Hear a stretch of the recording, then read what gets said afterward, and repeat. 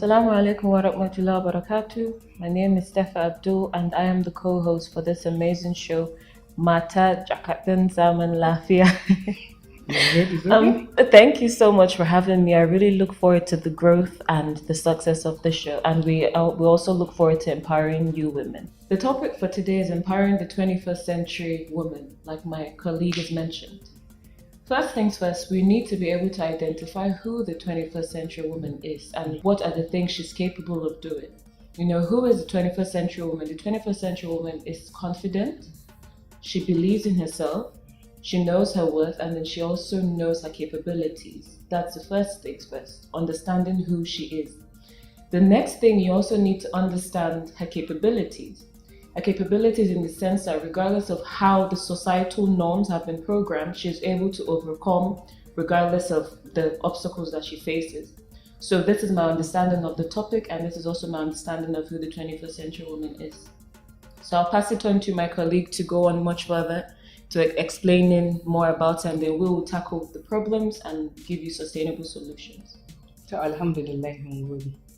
Wato mun tsinci kanmu mata a cikin wani ƙarni ne wanda za ka ga mace ta yi karatu, ilimin tana da shi, gudunmuwan da za ta kawo a cikin al'umma tana da shi, amma sai ka ga bata samu wanda zai ƙarfafa ta ba.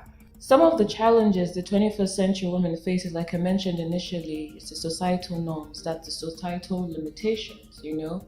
As a woman, we're told, sit down, we're told, move, you know. The society expects us to do as we're told at that exact moment. You know, so that's why when a woman starts to climb up the ladder, there's something that there's a hindrance at the top, you know. And then when she gets to that point, she starts to question herself. This is where self-defeat comes in, you know, because when you question yourself, you start to lose confidence, you start to have lack of you start to lose your sense of worth, you know, and it's self-defeat. You start to defeat yourself, you know. You have a journey, you have a goal, but before you get there, you know, you tell yourself, I can't do it, I'm not capable of doing it, oh, the society will not let me do it. Why? So why is there's so many reasons why. So which is why the first problem is the societal limitation, the societal norms, things that are expected from us women to do. The first solution is knowledge, you know, but knowledge is a solution and it's also a problem. So it's quite tricky, which is why we need to understand, because they say knowledge is power, and the 21st century woman, she's open to so much information, you know. You go out in the street, there are newspapers, there are radio stations, there's your mobile phone, even around, just walking around, there's information. So what is important is knowing how and when to use that information, which is why I said knowledge is the problem and it's also the solution. So when a woman knows, has a certain information, maybe let's say, for example, she has information on a job that she sees that it's a masculine job just for the men, you know, and she is interested in that position. She is educated enough to understand what it takes to excel in that position, but the society is already telling her it's not for a woman, you cannot do it, you know. So she has that information, that's the problem, you know. She has information, there's a hindrance. Now the solution would be to have self-belief, to have that confidence, and to say that, you know what, I don't care what society says. I know my worth, I know my value, and I want this. So you wanting that is you wanting to create a solution, not just for yourself and for your society. And also, once you create that solution, you realize that in doing so, you also inspire other women who find themselves in the same situation to do it. So first solution is educating yourself and having the right knowledge to know what to do. And patriarchy has created a glass ceiling for women. And by the glass ceiling, I mean a hindrance that they feel, because, you know, when you break glass, it's very difficult to fix it back. Yeah. So what we need to do, we don't need to break the glass. We actually need to shatter the whole glass. So we need to shatter it, but ensure that while shattering the glass, we do not hurt too many people and hurt ourselves in the process, because you punch a glass, you get injured. So what you need to learn is how to recover from that injury and ensure that the people around you are able to also see you recovering from that injury, you know. And the injury is not an actual bleeding, The injury is you saying, this is me, this is what I want, this is where I want to be, and these are the things I am willing to do to get there no matter what. So that's the injury. It's not a wound, it's just a realization. So that's the problem. Societal limitations, patriarchy, because people then, they believe that a woman's education ends in the kitchen. I remember in primary school, I always did a play on words, and I would look at, I think there was on the notebooks, there's a name, week, subject, and then we would play around with like, what does name mean? They would play then when you got to week, WEEK, my friend told me, he was like, week means women's education ends in the kitchen. And I was like, interesting. I didn't know, but if you turn W upside down, it's an M. Does that mean when I say meek, men's education also ends in the kitchen? Then he laughed and he's like, you don't know what you're talking about. This was when I was in primary 6. So that's why I'm like, patriarchy is also a problem. But the 21st century man is beginning to understand that women also have value, they have something to offer, and their education just does not end in the kitchen. Which is why we need to understand both genders, and what is for a man should be for him. But that doesn't mean that a woman cannot also learn what he does and support him in his own area, And what is for a woman is for a woman, but that doesn't mean that in areas where she is weak, a man cannot come in to support her, So the patriarchy is still there, but the men, they're understanding the value of women. And women, they're also excelling in that, because the men, they're starting to appreciate women, and the women, while the men appreciate them, the women are appreciating the men more for appreciating them. So patriarchy is a problem. It used to be a problem, but it is no longer a problem, because the more women speak out, the more knowledge we get, the more educated we become, the more valuable we start to be. So I don't mean to sound cliche, but I'll say just do it, because just do it. It's better to try and fail than not try at all. It's better to make an effort and than not make it at all, because I have this belief, this self-belief, that this mantra that I tell myself, I do not want to ask myself, what if? I want to ask myself, why not?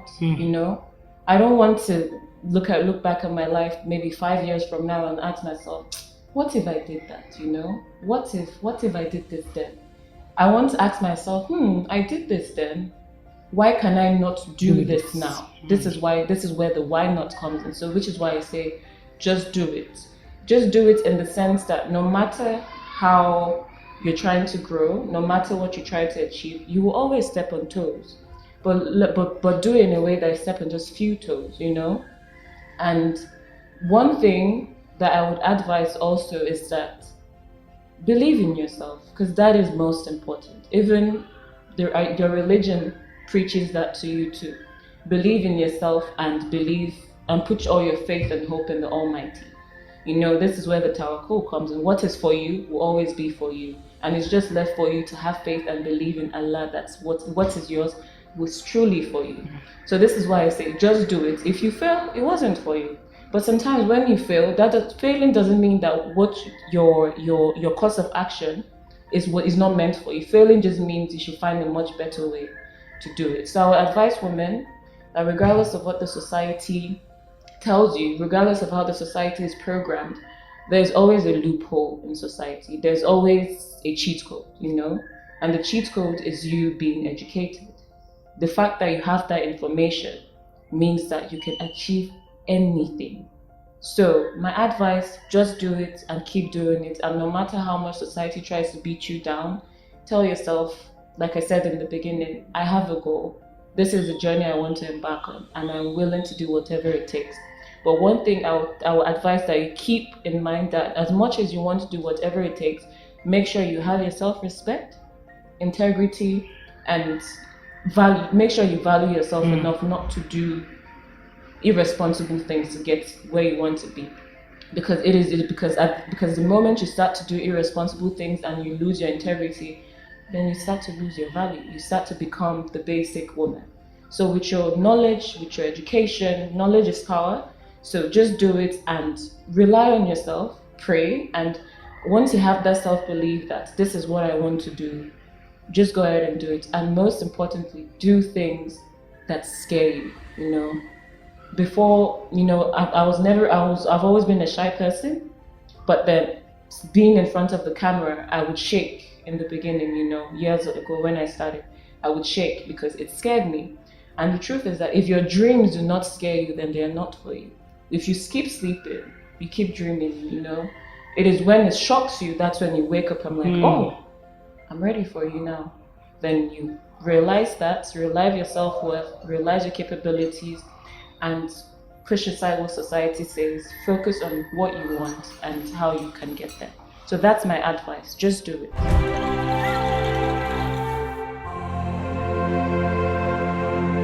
So first things first, I have given my advice to the individuals. Now it's left for me to advise the grassroots. And by grassroots, I mean the parents and also the husbands, The confidence of an individual depends on their upbringing, which is why I would advise parents to ensure that right from a very young age, they say catch them when they're young.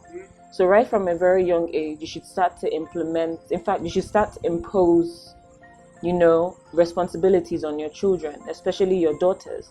Once you start giving them a sense of responsibility to things, they'll start to feel responsible to themselves also. So I would advise the mothers, because it is a woman that raises a nation.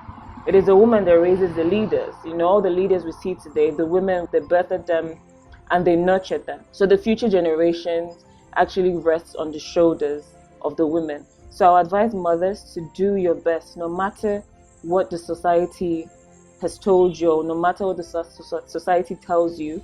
Look at where you're coming from and want something much better for your child, Because even me as an individual, as a woman, I want something much better for my daughters and for my sons.